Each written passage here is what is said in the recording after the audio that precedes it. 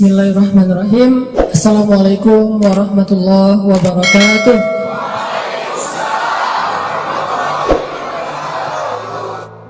Kita akan ngebahas teknis untuk bisa menghijrahkan status dengan melobi langit dengan doa. Kan katanya doa itu bisa mengubah takdir, benar? Benar nggak tuh? Allah yang mengubah takdir dengan doa. Jadi bukan doa mengubah takdir, tapi Allah mengubah takdir dengan doa. Dan takdir itu bisa dirubah-rubah. Suka-suka Allah dong. Orang Allah yang nulis takdir, yamhullahu ma yasha'u wa yuthbit, kata Allah. Allah bisa menghapus apa yang Dia tulis dan bisa menetapkan. Jadi nggak usah pesimis, nggak usah putus asa dulu. Wah, kayaknya memang takdirnya nggak bisa, orang yang jahat kayak saya, yang pernah punya masa lalu yang kelam, nikah dengan akhwat yang hafizah dari pesantren apa gitu, kan kayaknya takdirnya nggak. Wal hafizin, wal hafizat, gimana sih? Wal hafizin, gimana sih ayatnya? Saya jadi lupa.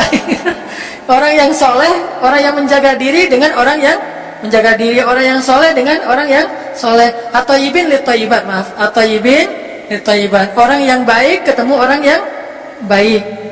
Tapi kan saya mah orangnya udah keburu nggak baik duluan. Sekarang lagi belajar jadi orang baik, tapi belum baik-baik amat. Sedangkan dia mah udah terpelihara dari dulu. Kayaknya kita mah nggak sekufu, nggak selevel, beda dunia. Yang satu dunia putih, satu dunia hitam. Ini gimana nih, nggak ketemu nih. Takdirnya mungkin kita emang nggak layak untuk dia, tetapi dengan doa Allah Subhanahu Wa Taala berkuasa untuk mengganti takdir. Makanya malam ini kita akan belajar tentang bagaimana menggunakan jalur langit untuk bisa mendapatkan hajat kita, baik menikah, dapat kerjaan, punya anak, dan keajaiban-keajaiban lain yang bisa kita dapatkan kalau kita tahu cara menggunakan jalur langit. Sebelum kita masuk materi itu, yuk kita tilawah bareng-bareng ayat yang standar lah tentang doa. Udah pada tahu kan? Silakan dibuka. Ayat apa? Surat Al-Baqarah ayat 186. Itu standar banget kalau bab doa. Surat Al-Baqarah ayat 186.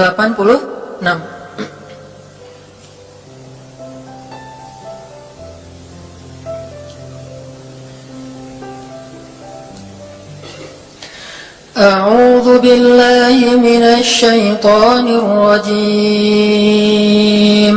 Enggak?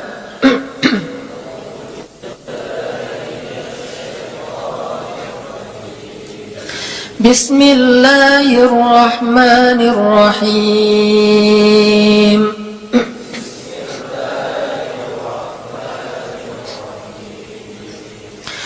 Wa idza sa'alaka 'ibadi 'anni fa inni qarib.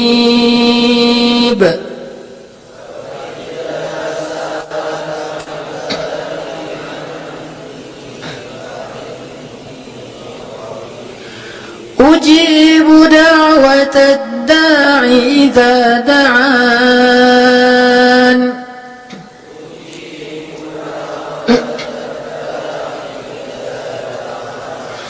Falyastajibu li wal yu'minu bi la'allahum yarshudun.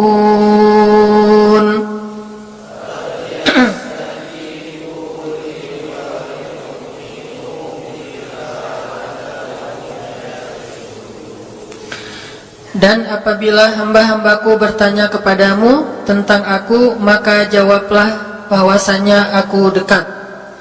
Aku mengabulkan permohonan orang-orang yang berdoa kepadaku apabila dia memohon kepadaku. Maka hendaklah mereka memenuhi segala seruanku dan hendaklah mereka beriman kepadaku agar mereka selalu berada dalam kebenaran. Shadaqallahul azim. Teman-teman yang dirahmati Allah Subhanahu wa taala, ayat ini adalah ayat, kalau kita kasih judul ayat ini tuh janji Allah kepada orang yang berdoa. Janji Allah kepada orang yang berdoa. Makanya doa itu benar-benar senjata orang mukmin. melebihi senjata apapun yang dimiliki oleh seseorang. Paling dahsyat itu kalau punya doa. Jadi kalau orang yakin kepada Allah, maka dan keyakinan dia kepada Allah lebih besar daripada keyakinan dia kepada apapun, maka selama dia masih bisa berdoa kepada Allah, dia tenang. Ada masalah dikit, oh Ilahi. Ada masalah dikit, Ilahi. Ada masalah dikit, Rabbi. Terus saja. Ada masalah sepele apapun, minta ke Allah. Ada masalah apapun, minta ke Allah. Dan kata Nabi, janganlah kalian menjadi lemah dalam berdoa, karena sesungguhnya tidak akan binasa seseorang selama dia masih berdoa kepada Allah. Itu hadis Nabi dari Aisyah. Janganlah kalian menjadi lemah dalam berdoa, artinya jadi pundung, jadi putus asa dalam berdoa, karena tidak akan binasa seseorang selama dia masih berdoa kepada Allah Subhanahu wa ta'ala. Jadi kalau kita masih terus mengharap dan meminta kepada Allah, kita nggak akan binasa, kita nggak akan kalah, kita nggak akan rugi. Dan kata para ulama, segala sesuatu di dunia ini akan pergi dan tidak kembali. Ini clue penting nih, bisa dicatat. Segala sesuatu di dunia ini akan pergi dan tidak akan kembali kecuali doa. Dia pergi dan dia pasti akan kembali. Segala sesuatu kalau udah pergi di dunia ini nggak akan kembali lagi. Kalau pergi di sini maksudnya pergi kepada Allah. Tapi kalau doa pergi ke Allah, dia pasti akan balik lagi kepada yang meminta. Satu-satunya yang pergi ke Allah dan kembali di dunia ini hanyalah doa. Makanya ayat ini kalau kita kasih judul adalah janji Allah kepada hambanya yang berdoa. Allah berjanji, apa kata Allah? Inni qaribun. Aku itu dekat. Maksudnya nggak mungkin aku nggak dengar doa kalian. Begitu kita berdoa, kita pikir Allah dengar nggak ya? Jangan-jangan kok doa saya belum diijabah, kayaknya Allah nggak dengar yang kemarin, saya harus keraskan lagi suara saya. Nggak, ini qarib, arti ini qarib, aku itu dengar banget apa yang kamu ucapkan. Nggak usah diucapkan, di dalam hati aja Allah udah dengar. Siapa yang pernah berdoa di dalam hati terus langsung Allah ijabah? Rasulullah. Coba teman-teman buka awal juz kedua. Ayat surat Al-Baqarah ayat 144. Itu gara-gara Nabi ada harapan di dalam hati tapi nggak berani ngomong gitu ke Allah, cuma dipendam di dalam hati doang. Tapi langsung diijabah oleh Allah. Ayat surat Al-Baqarah ayat 144. Allah berfirman, "Qad nara taqalluba wajhika fis samaa فلنولينك قبلة ترضاها فول وجهك شطر المسجد الحرام وحيث ما كنتم فولوا وجوهكم شطره وإن الذين أوتوا الكتاب ليعلمون أنه الحق من ربهم وما الله بغافل عما يعملون." Jadi ceritanya, orang Yahudi suka menghina kaum muslimin gara-gara orang Islam kalau sholat waktu itu masih menghadap ke Al-Aqsa, Palestina. Jadi kata orang Yahudi itu, lihat orang Islam mah fake, suka niru. Kita sholat menghadap Al-Aqsa, mereka sholat menghadap Al-Aqsa. Berarti agama mereka itu adalah agama yang meniru agama kita, nggak original. Sering diperolok-olok, setiap kaum muslimin sholat dihina sama mereka. Akhirnya Nabi ngerasa sedih.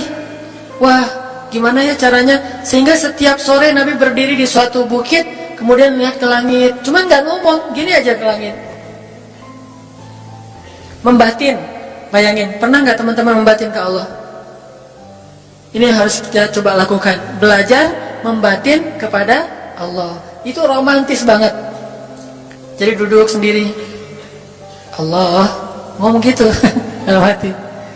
Dan yakinlah ini korek Allah tuh dengerin. Jangan pikir saya kayak ngomong sendiri, kayak orang kurang waras. Enggak, Allah itu mendengar. Jadi kita batin aja sama Allah, ngomong dalam hati, ya Allah, saya itu lagi gini, ada masalah. Ngomong dalam hati kita, please Allah, please, gitu ya. Nah, itu kalau kita membatin, inni qaribun wa asirru qaulakum aw ijharu bih innahu alimun bidzatis sudur. Jadi Nabi nggak enak mau ngomong, ya Allah tolong dong pindahin kiblat dari Masjidil Aqsa ke Masjidil Haram, soalnya daripada dikata-katain melulu sama orang Yahudi, mau ngomong kayak gitu tuh nggak enak sama Allah, malu Rasul ke Allah. Masa kiblat aja minta dipindahin? Akhirnya Nabi cuma ngeliat ke langit aja tiap hari. Udah selesai pulang, besok lihat lagi ke langit, turunlah ayat ini, sesungguhnya kami telah melihat bagaimana kamu selalu menengadahkan wajahmu ke langit, maka kami palingkan kiblat ke arah yang kamu sukai. Coba lihat, turun wahyu untuk merespon doa Nabi yang bahkan belum diverbalkan, belum diucapkan dengan kata-kata, tapi Allah udah ngerespon. Ini kan keajaiban doa nih. Cuman kita seringnya ngerasa udah minta berkali-kali kok nggak dikasih-kasih. Kita belajar sekarang. Rasul nggak usah minta pakai verbal, cuman membatin doang dalam hati, Allah udah ngasih.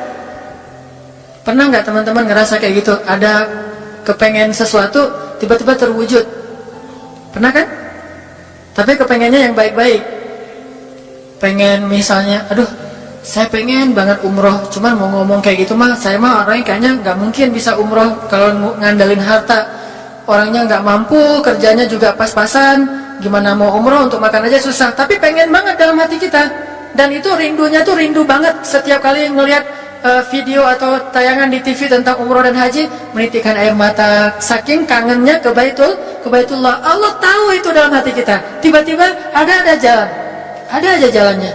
Dan bisa dikasih sedekah, bisa juga hadiah, bisa juga door prize, bisa juga macam-macam. Pokoknya ada jalan aja, tiba-tiba bisa umroh. Dan saya sering banget membawa orang umroh. Di antara jamaah itu selalu ada 1 atau 2 orang yang umrohnya itu miracle, keajaiban dari Allah. Ketika saya cari tahu alasannya apa, ternyata emang dia dari dulu pengen banget umroh, cuman nggak bisa ngandelin hartanya. Allah kasih jalan yang lain. Bukankah Allah itu memampukan yang diundang, bukan mengundang yang mampu? Kan itu yang sering kita dengar kan? Allah tidak mengundang yang mampu, tetapi memampukan yang diundang. Kalau udah Allah undang, pasti mampu. Kalau Allah nggak undang, walaupun dia mampu nggak akan bisa. Jadi Allah bukan mengundang yang mampu, tetapi memampukan yang diundang. Sehingga kita kalau hati kita kayaknya pantas diundang, Allah undang tuh. Begitu juga dalam urusan rezeki. Aduh, saya pengen kerjaan yang kerjaannya itu lebih halal, lebih nyaman, bisa sholat berjamaah tepat waktu, ada waktu juga buat keluarga, bisa juga berdakwah ke teman-teman. Akhirnya membatin kita itu karena kuat banget, Allah wujudkan. Ini artinya Allah qaribun, Allah maha dekat. Sehingga kalau kita pengen doa kita itu powerful, belajar dari as-siqah billah. Tips pertama adalah as-siqah billah. Percaya deh sama Allah. Percaya sama Allah. Jangan berdoa dengan ragu-ragu. Kayak kita datang kepada seseorang untuk minjem duit, tapi kita ragu, dia nih kayaknya orangnya susah kalau dipinjemin. Kalau minta dipinjemin gitu, ini saya lagi ada masalah dikit nih, boleh minta bantu nggak? Apa?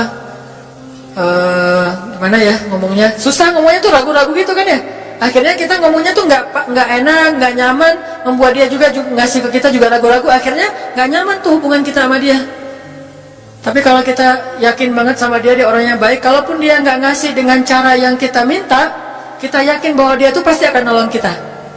Sehingga kita akan curhat masalah kita itu dengan tulus, bahwa kita punya masalah kayak gini-gini, bukannya kita mau minta-minta, cuman sifat dari manusia itu saling tolong menolong. Kita beritahu masalah kita, dan kita yakin dia pasti akan nolong kita. Kalau nggak bisa ngasih duit, dia akan minta tolong kepada orang lain yang mungkin bisa membantu kita. Dia akan ngasih link, dia akan memediasikan kita. Oh, aduh maaf ya, saya juga lagi sekarang lagi butuh uang, ini lagi nabung-nabung juga, sama kita mah lagi sama-sama pengen hijrah status. Cuman nih saya kenal ada temen nih yang dia alhamdulillah orangnya tuh suka banget bantu orang lain. Mungkin saya bisa merekomendasikan, saya bisa bantu kamu, ayo kita jalan bareng, ngomong sama temannya. Pokoknya kita yakin dia bisa nolong. Nah kalau kita yakin, percaya sama Allah, Allah itu gak butuh perantara. Allah bisa nolong kita dengan cara apapun. Walaupun takdirnya udah ditulis, kamu tuh gak akan punya istri sampai meninggal dunia. Ya Allah, masa gitu sih? Gak akan punya istri. Ya Allah, tapi gimana, masa saya mau hidup sendiri terus? Kamu gak akan punya istri, kata malaikat teh. Ini orang doanya, katakan malaikat dengerin doa kita ya. Kalau di hati malaikat nggak tahu, tapi kalau di lisan kita doa, ya Allah, beri saya seorang suami yang benar-benar bisa mendidik agama saya. Kata malaikat, Neng, ganti doa yang lain aja tuh Neng. Itu mah takdirnya udah ditulis, Neng nggak akan punya suami. Kata malaikat. Kita mah walaupun malaikat ngomong gitu, biarin aja. Ya Allah, Engkau Maha Rahman, Maha Wadud, Engkau bisa mengubah takdir. Kata malaikat, ya juga sih, cuma takdirnya udah ditulis Neng. Ya Allah, terus saja tiba-tiba tok, assalamualaikum, waalaikumsalam. Ayahnya nemuin, ternyata pas kita nguping dari kamar, wah itulah calon pangeran kita yang datang untuk melamar kita, calon raja, calon imam. Malaikat heran-heran, wah subhanallah nih, si Neng ini gak putus asa dalam meminta. Kita juga gitu, doanya terus, walaupun takdirnya sudah ditulis, karena Allah bisa mengubah takdir lewat doa dan harapan. Masih ingat cerita seorang ibu di zaman Nabi Musa dulu? Yang datang kepada Nabi Musa bilang, ya Nabi Allah, ya Kalim Allah, saya gak punya anak, udah tua kayak gini, bisa gak ya saya minta tolong Nabi Musa doa kepada Allah supaya saya punya anak. Kata Nabi Musa, bisa aja sih, gak apa-apa ibu, ya udah saya doain, ya Allah, ini ada ibu minta anak. Kata Allah, ya Musa bilang ke dia nggak akan punya anak, itu sudah takdirnya.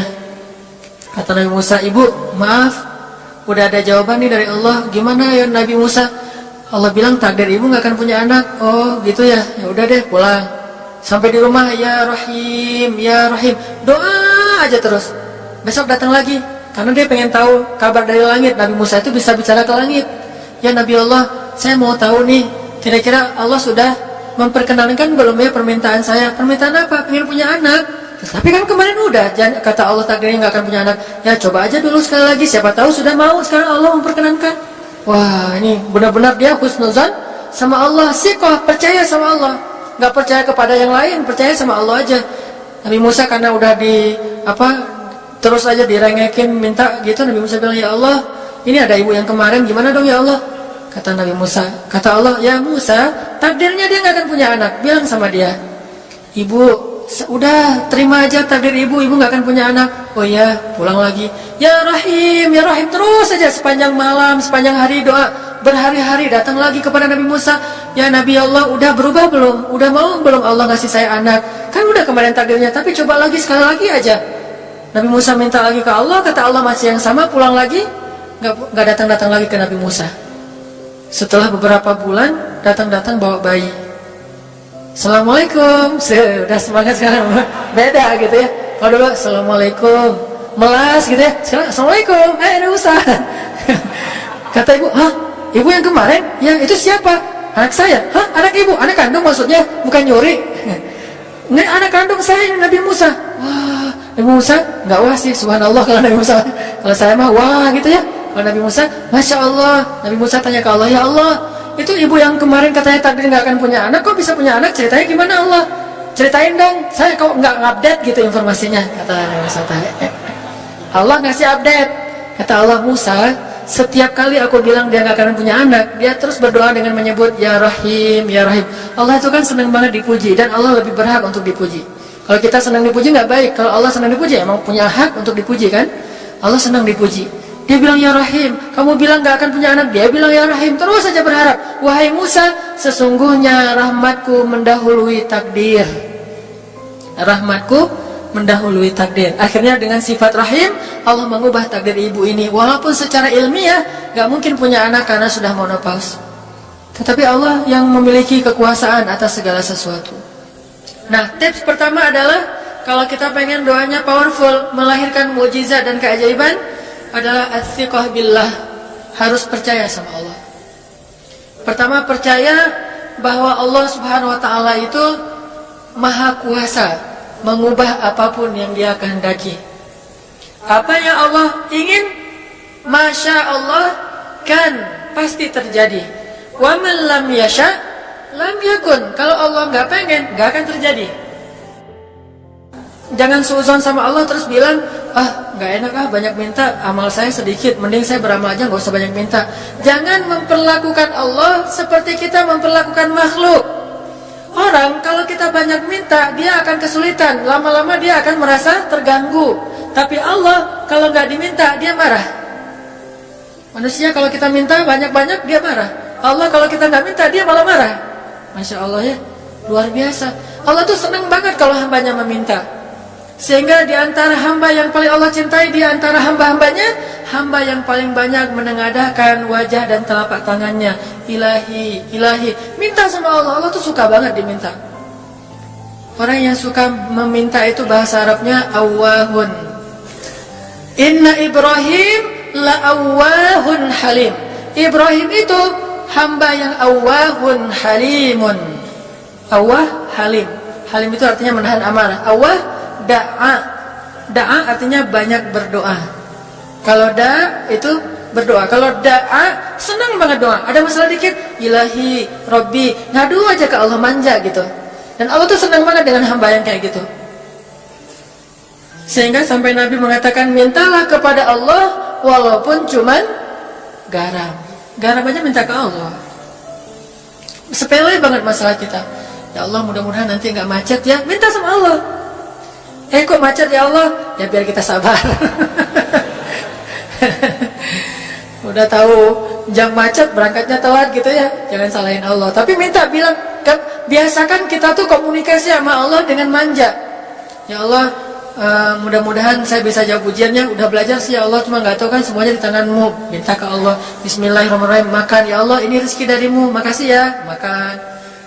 Kalau bahasa lainnya makasih, alhamdulillah. Alhamdulillahilladzi at'amani hadza wa razaqanihi min ghairi haulin minni wala quwwah.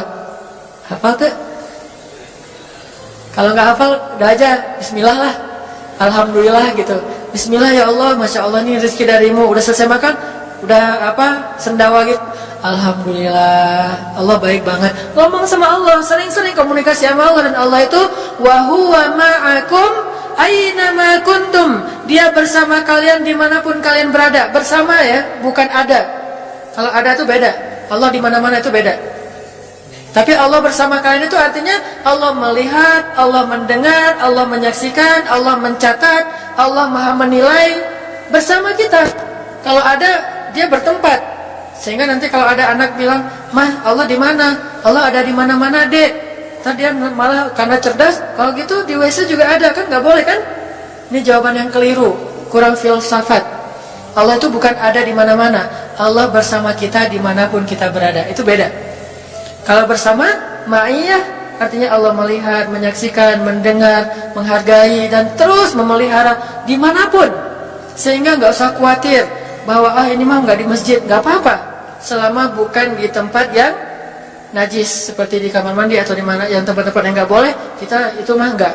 Tapi yang di tempat yang umum, di pasar, di jalan, lagi di kendaraan, di dalam masjid, di luar masjid, Allah, ilahi, Rabbi. Kalau perlu lebih manja lagi, pakai irama dikit, Allah, gitu. Wah, kayak orang manggil temennya gitu. Atau kita miss call Allah dulu, ya Allah. Udah nggak ngomong apa-apa. Itu miss call, miss call Allah. Ngapain miss call? Capek, kangen sama Allah. Allah, Allah, gitu lagi. Itu zikir kan? Allah, Allah, Allah. Kata Allah, ada apa hambaku? Allah lagi, Allah lagi, Allah lagi. Terus saja Allah di miss call berkali-kali. Pas Allah buka, wah 100 miss call. Allah 100 kali zikir. Udah 100 kali miss call, Allah yang telepon balik. Ada apa hambaku? Wah, ditelepon sama Allah. Lewat kejadian-kejadian hidup, tiba-tiba ada kejutan dari Allah. Langsung bilang sama Allah, thanks Allah. Kan romantis itu sama Allah. Jangan cuma sama cewek doang bilang thanks, segala macam bahasa-bahasa yang keren. Sama Allah juga harus keren. Tapi setelah thanks, alhamdulillah, karena itu yang paling baik. Intinya harus percaya sama Allah. Allah tuh senang banget didoain, kita berdoa kepadanya gitu. Allah tuh senang. Terus makna percaya sama Allah juga, kita percaya bahwa Allah itu nggak akan ngecewain orang yang berdoa. Ujibu da'watad da'i idza da'an. Aku pasti mengijabah doa hamba-hamba yang berdoa kepadaku. Nggak usah khawatir, pasti diijabah. Tapi kok masih belum aja Ustaz? Nah, kita harus belajar apa itu makna diijabah. Jangan-jangan Allah udah mengijabah, kita nggak ngerti.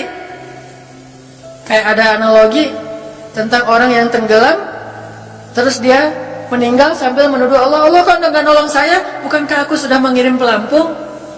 Jadi pelampung itu cara Allah menolong kita. Kita berharap ditolongnya tiba-tiba selamat aja di pantai, nggak kayak gitu. Allah punya cara, sehingga kita harus belajar memahami maksud Allah. Allah maksudnya apa? Di antara cara Allah mengijabah, kata para ulama, satu, Allah mengijabah persis seperti yang kita minta. Dua, Allah mengijabah yang lebih baik dari yang kita minta. Yang ketiga, Allah kalau nggak ngasih persis, ngasih yang lebih baik, dikasih di akhirat. Bahkan itu lebih keren daripada di dunia. Kok di akhirat sih? Ntar dulu, akhirat itu jaraknya nggak jauh dengan kita, cuma 60 tahun. 60 tahun tuh cepat banget loh. Sekarang rata-rata usianya berapa? Bahaya kalau nanya usia. Kalau saya udah setengah, udah 30-an tahun. Teman-teman pasti masih 17 ya. Angkat tangan yang 17. Nggak ada. Di bawah 20 tahun, di bawah 20 tahun.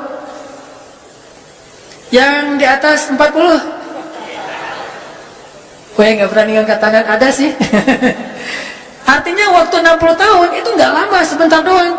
Jadi analoginya gini, kita lagi kuliah, pengen nikah. Terus kita naksir sama seorang cewek cantik banget. Dan saking cantiknya sampai kita cuma bisa bermimpi. Wah, saking cantiknya kayaknya nggak mungkin banget buat kita. Tiba-tiba ayahnya bilang, "Dek, kamu senang sama anak saya?" "Yang mana, Pak?" Masih nanya yang mana? Takutnya yang tadi kebalik. Ini yang lagi kuliah, yang namanya si Fulanah misalnya, sebutlah namanya Nisa apa gitu ya. Terus dia bilang, "Boleh, Bapak setuju kamu nikah sama anak saya, tapi ditunda dulu sampai kamu lulus kuliah." Kita seneng gak tuh? Sampai lulus kuliah, nggak apa-apa. Masa kita bilang, "Nggak mau Pak, kalau lulus kuliah mending gak usah deh, saya mauin sekarang." Pasti nggak gitu kan?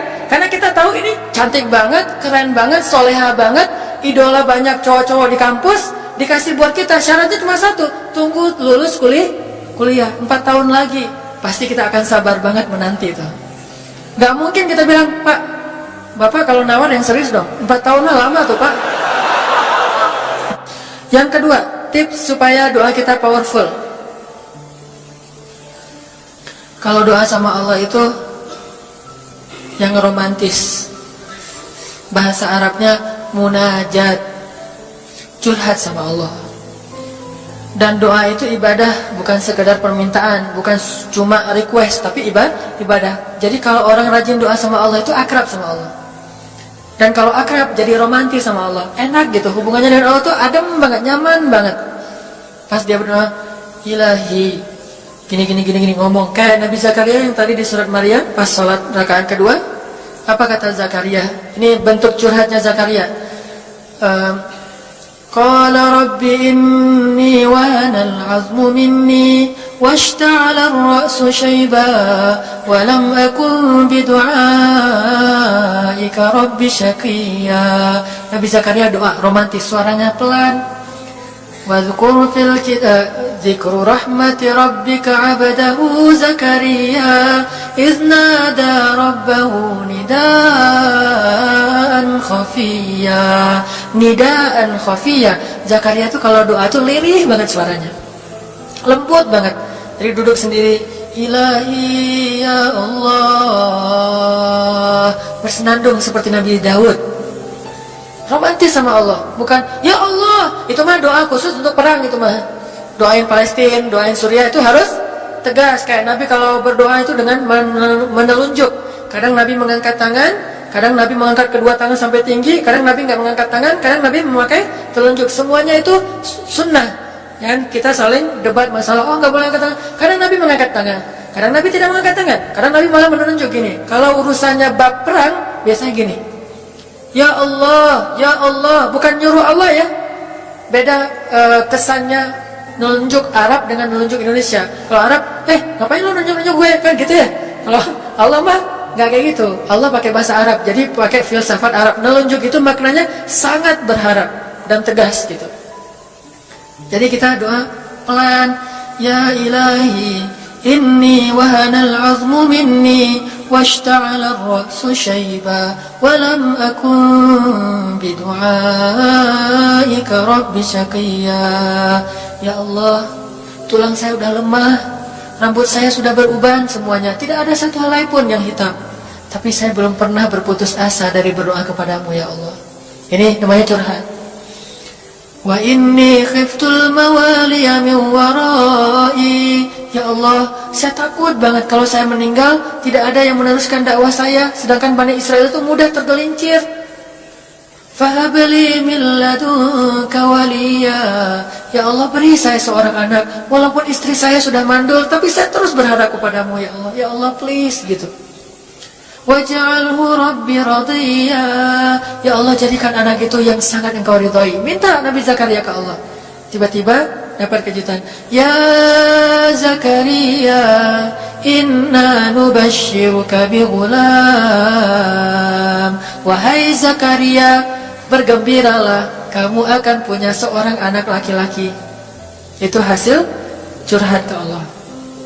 Langsung Allah kasih nama. Ismuhu Yahya lam naj'al lahu min qablu samiyya. Namanya Yahya, kata Allah.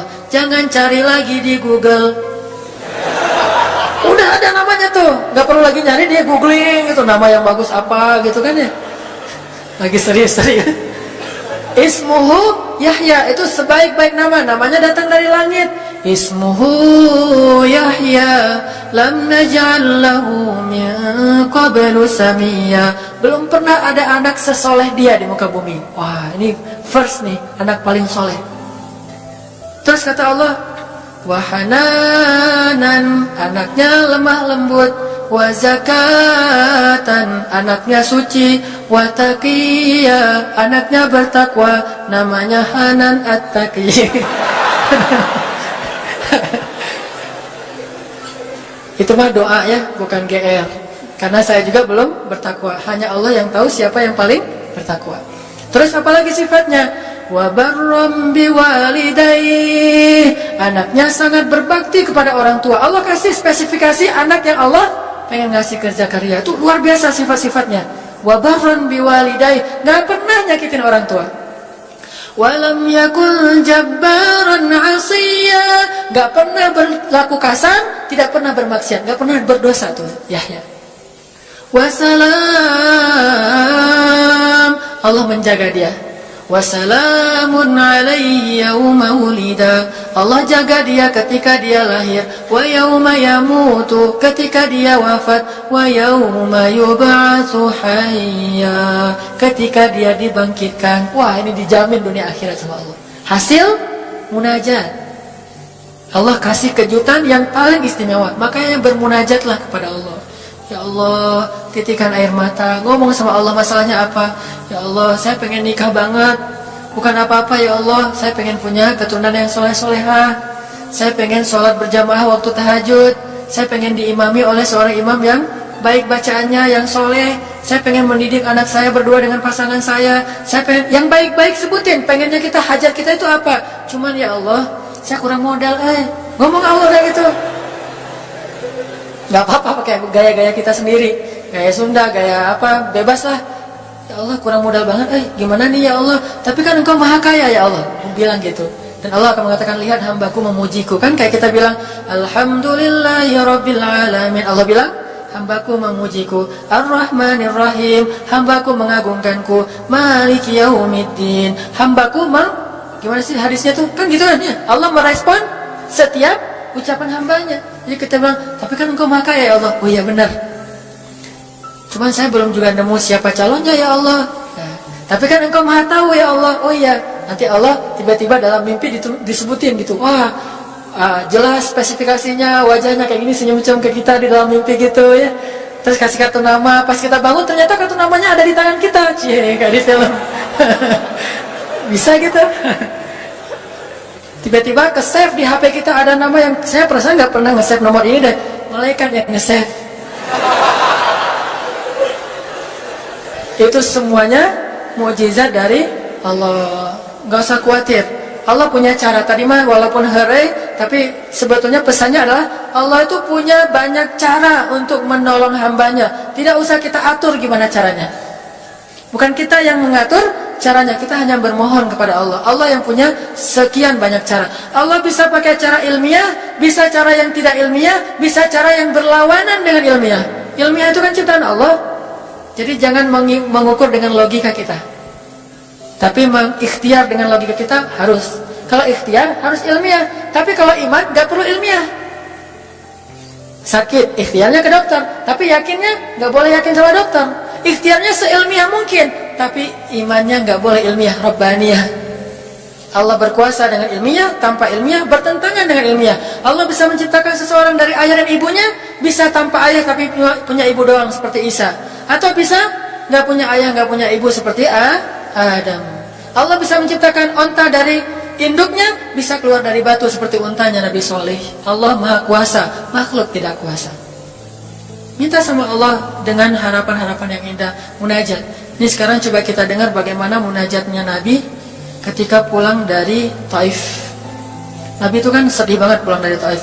Luar biasa dihinanya oleh orang-orang Taif. Di antara penghinaan orang Taif yang masih terekam oleh sejarah itu, orang Taif mencemooh Nabi dengan mengatakan, emangnya benar kamu itu, emangnya benar Allah mengangkat kamu jadi Nabi? Itu dihina gitu. Muhammad, beneran gitu Allah mengangkat kamu jadi Nabi? Kayak gak ada orang lain, kata orang Taif. Terus ada lagi yang bilang, Muhammad, kalau kamu itu seorang Nabi, saya tidak berani ngomong sama kamu, nanti saya terkutuk. Tapi kalau kamu bukan Nabi, pendusta, ngapain juga saya ngomong sama kamu? Jadi mending gak usah ngomong aja daripada ngomong dengan pendusta. Intinya dia gak mau ngomong sama Nabi, tapi meracau. Dia bilang, kalau kamu Nabi, kalau saya berdebat kamu, saya akan dikutuk. Kalau kamu bukan Nabi, berarti kamu pendusta. Ngapain juga saya berdebat sama kamu, menghina. Ada yang bilang, wahai Muhammad, pergi kamu, jangan dekat-dekat dengan kampung kami. Disuruh anak kecil mengusir Nabi. Bayangin, bagi orang semulia Rasulullah diusir oleh anak kecil, dikejar-kejar pakai batu kerikil, dilemparin, itu luar biasa, berat banget perasaan beliau. Sama anak kecil, sama perempuan, sama budak-budak. Yang laki-lakinya tuh hanya bersorak di belakang. Perempuannya, bagi orang Arab, dihina oleh perempuan, itu luar biasa penghinaannya. Makanya di Mesir, pengalaman saya ketika di Mesir, orang Mesir itu paling takut sama cewek. Di pasar kalau ada ibu-ibu yang belanja, Mang, bungkusin yang ini, dibungkusin. Nggak jadi deh, yang itu aja. Bungkus lagi. Kayaknya nggak jadi yang itu aja. Sampai 3 kali, si emangnya nggak boleh marah. Kenapa? Cewek. Itu di Mesir tuh. Kalau di kita, wah, udah habis itu. Gak usah cewek yang sebaya, ibu-ibu aja bisa dihina di kita kan ya, nggak menghormati orang tua. Kalau di Mesir, perempuan apalagi yang udah usia orang tua itu sangat dimuliakan. Naik bus gitu, ada ibu-ibu orang Mesir kan gede-gede tuh, naik bus, dia naik bus aja, naik damri gitu susah. Akhirnya barang-barangnya pada diambil sama orang-orang di dalam, dia naik sendiri. Bismillah, masya Allah, gitu-gitu orang Mesir teh kalau naik damri. Pas sudah di atas, semua orang berdiri mempersilahkan dia pilih tempat duduk yang mana. Itu budaya yang mungkin di Singapura juga pas saya ke Singapura kayak gitu. Tapi kok di Indonesia agak-agak jarang nih. Sering ada laki-laki muda duduk di halte atau di mana tempat-tempat umum, sementara di sebelahnya ada ibu-ibu yang gendong anaknya, tapi nggak ada tempat duduk. Di mana rasa malu dan rasa penghargaan terhadap perempuan. Makanya kalau sampai seorang ribut dengan perempuan di tempat umum, itu di Mesir aib banget. Jadi kalau kita ramai sama seorang cewek atau seorang ibu-ibu di tempat umum, pasti orang-orang Mesir akan marahin kita, nggak marahin dia, walaupun dia yang salah. Aib kata orang Mesir. Aib jangan kayak gitu, aib jangan kayak gitu. Tapi kalau kita berantemnya sesama laki-laki, dia akan bilang sallu ala nabi, salawatlah kepada nabi. Kayak gitu cara mendamaikan pertengkaran di Mesir. Dan menurut survei kecil-kecilan saya, orang Mesir itu paling sering bertengkar di bus kalau lagi bulan puasa, lapar soalnya. Itu sering banget, asal bulan puasa ramai di bus. Orang Mesir kan suaranya kencang ya, kayak singa gitu. Ramai di sama 2 orang. Akhirnya yang lain bilang sallu ala nabi, langsung sallallahu alaihi wasallam lagi. Tapi dia sempat salawat dulu. Kalau di kita kan apaan sih, nggak ada hubungannya juga, nggak nyambung, keles gitu. Kalau di Mesir mereka paham, kalau dibilang nabi langsung mereka menghargai sallallahu alaihi wasallam, terus marah lagi. Ya amma sallu ala nabi sallallahu alaihi wasallam lagi. Kadang-kadang saking marahnya, shollu ala nabinya sambil marah-marah, sallallahu alaihi wasallam, saya bilang juga. Jadi sampai ada yang bertengkar, dua orang disikapin dengan bijak. Orang Mesir kalau marah tuh suka bilang keledai, ya Ahmad, wahai keledai gitu. Terus yang orang bijak ini kayaknya educated, dosen gitu kayaknya, dia bilang, emangnya ada keledai selain engkau di sini? Terus dia bilang, nggak ada. Ada. Apapun jawabannya salah. Namanya ada keledai selain kamu di sini. Kalau dia bilang nggak ada, berarti emang kamu sendiri. Kalau dia bilang ada, berarti kamu juga keledai. Cerdas ya, luar biasa nih di Mesir. Saya dapat banyak luar biasa pengalaman. Intinya apa? Perempuan yang mengusir Nabi di Taif, perempuan, anak-anak, budak. Coba gimana perasaan Nabi? Itu benar-benar nelangsa banget, sedih banget. Begitu turun dari Taif, Nabi SAW kemudian istirahat, habis dikejar-kejar dari pagi sampai sore di kebun kurma. Nabi lagi istirahat, terus Nabi berdoa. Nih doanya saya bacain ya. Wahai Robku, kepada engkaulah aku adukan kelemahan tenagaku dan kekurangan daya upayaku. Wahai Robku, engkaulah yang maha rahim, engkaulah pelindung orang-orang yang lemah, engkaulah penciptaku. Kepada engkau aku berserah diri ya Allah. Kepada musuh, kepada siapa engkau akan menyerahkanku ya Allah? Kepada musuh yang akan mencelakaiku, atau kepada keluarga yang akan membantu urusanku? Tapi apapun itu, tidak ada keberatan bagiku asal engkau tidak marah kepadaku. Mau diserahin ke musuh, gak apa-apa ya Allah. Mau diserahin kepada keluarga juga gak apa-apa, yang penting kau gak marah ya Allah. Ini bahasa Nabi. Terus Nabi bilang, sedangkan kasih sayangmu maha luas bagiku, aku berlindung dengan cahaya wajahmu yang mulia, yang menyinari langit dan menerangi segala yang gelap, dan atasnya lah teratur segala urusan dunia dan akhirat. Dari engkau menimpakan atas diriku kemarahanmu, aku berlindung dari kemarahanmu ya Allah, dari juga azab-azabmu. Kepada engkaulah aku adukan perihalku, sehingga engkau ridho, tiada daya dan upaya melainkan dengan kekuasaanmu ya Allah. Tapi ini kalau kita baca dengan versi Arabnya lebih romantis lagi. Versi terjemah memang agak kaku. Kalau kita tahu bahasa Arabnya, ya Allah, tidak masalah aku diperlakukan kayak gini, tidak masalah aku diusir, aku dihina, aku disakiti, aku dilempari, aku dikejar-kejar, yang penting engkau tidak marah kepadaku. Coba, gimana Nabi itu cinta sama Allah. Mendengar doa Nabi yang romantis banget, sambil menitikan air mata, tubuhnya banyak bekas luka lemparan batu, bajunya itu kotor, malaikat itu sampai gak tega, sampai Jibril turun. Wahai Muhammad, kata Jibril. Ya Rasulullah, wahai kekasih Allah, kata Jibril, Allah maha mengetahui apa yang telah terjadi pada dirimu terhadap orang-orang ini. Allah telah memerintahkan malaikat gunung untuk mentaati perintahmu ya Rasulullah, kata malaikat. Jadi kayak ada seorang anak yang nangis sedih, tiba-tiba datang ayahnya ngelus-ngelus gitu, menenangkan dia. Ya Rasulullah, Allah udah memerintahkan malaikat gunung kok, jadi menghibur gitu. Jangan sedih ya Rasul, jangan sedih, gak apa-apa, itu malaikat gunung udah siap tuh, apapun yang kamu perintahkan. Langsung malaikat gunung siap-siap gitu. Terus kata malaikat gunung, ya Rasulullah, wahai kekasih Allah, perintahkan saja kepada kami apapun. Jika engkau mau, kami akan timpakan dua gunung ini kepada penduduk Taif, sehingga mereka mati terhimpit oleh gunung-gunung yang kami timpakan. Perintahkan ya Rasulullah, perintahkan. Kata Rasulullah, tidak wahai para malaikat. Kalaupun mereka tidak beriman hari ini, aku berharap kepada Allah, anak cucu mereka kelak akan beriman. Nabi gak sakit hati kepada orang Taif. Dan Nabi juga tidak marah kepada Allah ketika beliau diperlakukan oleh hamba-hamba Allah kayak gitu. Tetapi yang penting Allah jangan marah sama saya ya. Kalau bahasa kita mah, ya Allah maaf ya saya jadi kayak gini nih. Tapi Allah gak marah kan? Gitu banget tuh sama Allah. Coba, dia udah habis-habisan, kemudian belum berhasil dakwahnya, masih takut sama Allah. Kayak kita ngedakwahin teman kita, terus kita dicela sama teman kita, dimusuhi oleh teman kita gak marah sama dia, gak marah sama Allah, gak bilang Allah itu sih susah ya dakwah, gak ngomong kayak gitu. Ya Allah maaf ya dia belum menerima dakwah saya, ini pasti karena saya gak benar nih menyampaikannya. Ya Allah jangan marah ya sama saya, besok saya coba lagi gitu sama Allah. Terus orangnya gak marah karena mungkin dia fa'innahum la ya'lamun, mereka tidak mengerti, besok akan dicoba lagi, didakwahin lagi, diajak lagi, terus aja kayak gitu. Ini munajat Nabi kepada Allah SWT. Sehingga gara-gara munajat itu malaikat turun. Sama kayak munajat curhatnya Nabi Yunus. La ilaha illa anta subhanaka inni kuntu minadh zalimin. Subhanallah. Nabi Yunus tuh bermunajat di dalam perut ikan, lirih banget, suaranya tuh pelan banget. Tapi suara yang pelan itu menggetarkan arasy Allah Subhanahu wa taala. Kita udah teriak-teriak pakai mic, nggak ada yang bergetar. Nabi Yunus kalimatnya sederhana, tetapi dari hati banget, benar-benar curhat. Ya Allah, tidak ada ilah selain Engkau. Aku ini udah zalim terhadap diriku sendiri. Ya Allah, maafin saya, maafin saya. Subhanallah, subhanallah, Engkau maha suci, saya ini kotor. Engkau maha suci, saya ini kotor. Terus saja sampai suara Nabi Yunus di dalam perut ikan, di dalam laut yang dalam itu menggetarkan arasy Allah di langit ketujuh.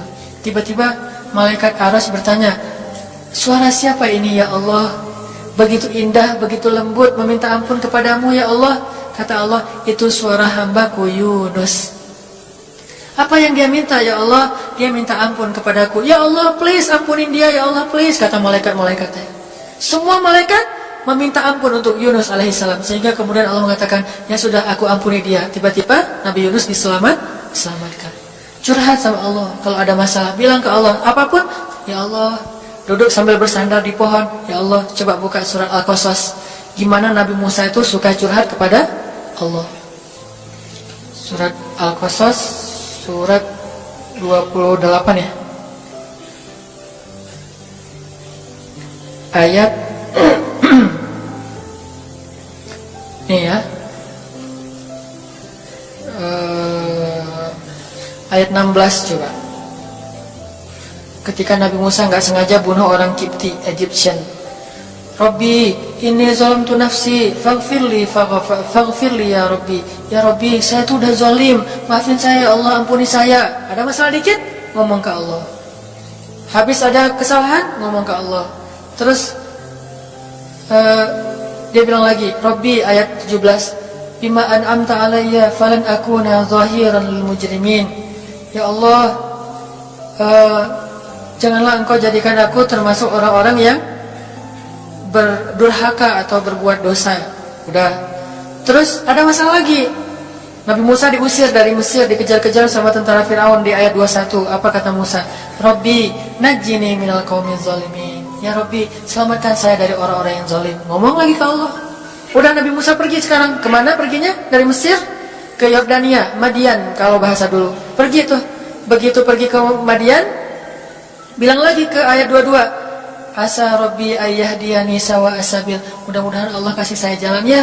Ya Allah, tunjukin dong saya jalan harus kemana nih. Saya nggak tahu harus kemana larinya. Allah tunjukin. Jalan sampai ke Madian. Begitu udah selesai adegan menolong dua orang perempuan yang sedang memberi minuman ternak, Nabi Musa capek kan? Udah seharian jalan, kemudian kurang makanan, sendiri, nggak jelas negeri yang beliau tuju. Akhirnya beliau bersandar di sebuah pohon di ayat 24. Terus beliau mengatakan, Rabbi, inni lima anzalta ilayya min khairin faqir. Ya Allah, saya butuh banget kebaikan darimu ya Allah. Saya sekarang lapar, saya haus, saya nggak punya tempat tinggal. Saya sangat butuh kepada kebaikan darimu. Bilang ke Allah. Tiba-tiba habis doa kayak gitu, datanglah cewek itu dengan malu-malu kan. Ayat berikutnya, ternyata cewek itu adalah bakal jadi istri Musa. Jadi kalau ada apa-apa bilang ke Allah. Gak sengaja ngelihat Instagram, oh ada yang cantik, Rabbi, yang ini nih, yang saya gak sengaja gitu. Tapi jangan dikepoin ya, dan jangan terlalu lama ngelihatnya, sekilas saja. Atau minimal kalau nggak yang ini, yang kayak gini, ya Allah, ya Allah, gitu. Ngomong nanti ketika selesai sholat. Makanya banyak-banyak doa sama Allah. Dan yang romantis, yang lembut, banyak-banyak berzikir. Jadi sebelum doa itu tasbih dulu. Tasbihnya dengan bahasa yang kita nyaman. Subhanallah, subhanallah boleh. Atau dinyanyikan juga nggak masalah dengan suara yang baik. Bukankah Nabi menyuruh kita menghiasi Al-Quran itu dengan suara kita? Dan diantara isi Al-Quran adalah zikir. Kita bisa bilang Subhanallah, Subhanallah, Subhanallah. Coba kayak gitu malam hari sendiri. Pasti orang yang lewat dekat rumah kita bakalan lari gitu ya, kirain ada salah. Malam hari zikir di kos-kosan gitu, pada teman-teman pada kabur semuanya.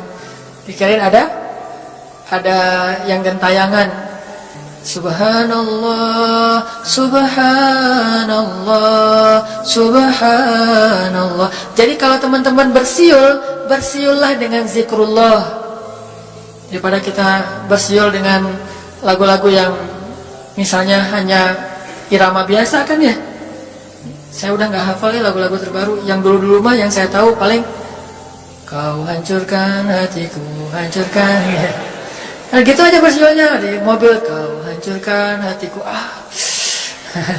Mending kita subhanallah, subhanallah, subhanallah, subhanallah, subhanallah, subhanallah. Biasain aja bersiul dengan nama Allah. Itu namanya miskolin Allah. Sehingga nanti Allah akan lihat, wah ada hambaku nih menyebut-nyebut nama aku, kan di miskol tuh caper dulu. Dan gitu baru ya Allah, baru minta sama Allah. Kalau kita mau munajat, mau romantis, mau curhat sama Allah, sebut nama Allah, agungkan kebesaran Allah, berselawat kepada kekasih Allah, yaitu Rasulullah Sallallahu Alaihi Sayyidina Muhammad. Mau pakai Sayyidina mangga, nggak pakai Sayyidina mangga, yang penting jangan ribut bab Sayyidinanya. Mau doa aja, nggak ada tuh Sayyidina, ramai kan? Gak jadi berdoa ada, jadi debat kan ya, komen, udah aja nggak apa masalah. Mau pakai Sayyidina mangga, nggak pakai Sayyidina juga nggak masalah, tergantung mazhab. Ada yang nyaman harus pakai Sayyidina karena saya cinta sama Rasulullah. Ada yang nyaman saya justru karena cinta sama Rasulullah, gak mau nambah-nambah kayak gimana Nabi mengucapkan aja, mangga. Yang penting salawat. Allahumma sholli ala Muhammad, Allahumma sholli ala Sayyidina Muhammad. Baru minta, ya Allah saya lagi ada masalah gini nih ya Allah, sebutin, curhat sama Allah. Dengan demikian doa kita akan diijabah insya Allah. Tapi ini baru berapa nih? Baru 2 ya. Ada beberapa tips untuk doa yang powerful, insya Allah ini akan kita lanjutkan pada pertemuan yang akan datang.